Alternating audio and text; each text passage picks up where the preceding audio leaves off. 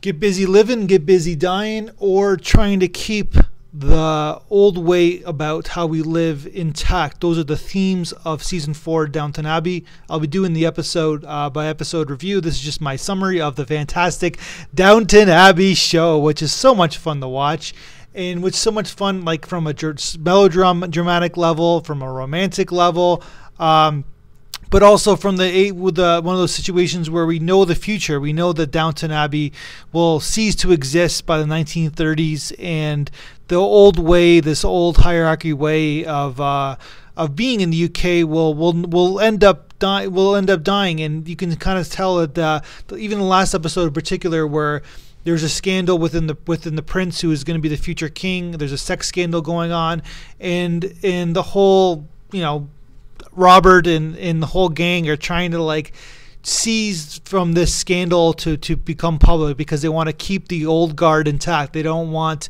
this whole kind of way about the way they live to happen very long. But we know that this prince eventually will become king, will basically get rid of his kingship because of he's in love with his mistress, which will be an ongoing scandal.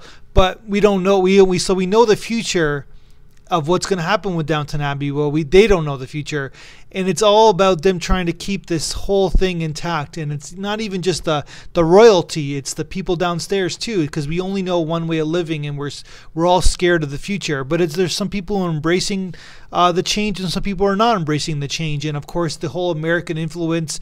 Paul Giamatti plays the brother of Robert's wife, and that's what American represents. American represents the future, because eventually American will take over as the #1 power in the world, and that's what American represents for Downton Abbey. So you see some characters in season 4 kind of trying to change, trying to basically move on with their lives, and like kind of change the way they're being. And the whole metaphor is Mary trying to get over Matthew's death, and like realizing that does she want to stay in the old way of feelings, or does she want to move on? And that's sort of what every character in this Downton Abbey, all the mini characters, have to go through. So let's go through it episode by episode basis, and it's all fun. This is Downton Abbey. It's one of the best shows of the 21st century, because it's got melodrama, it's got comedy, it's got drama, and we are obsessed with soap operas and this kind of way of living. And plus, good fashion to boot. That's my review.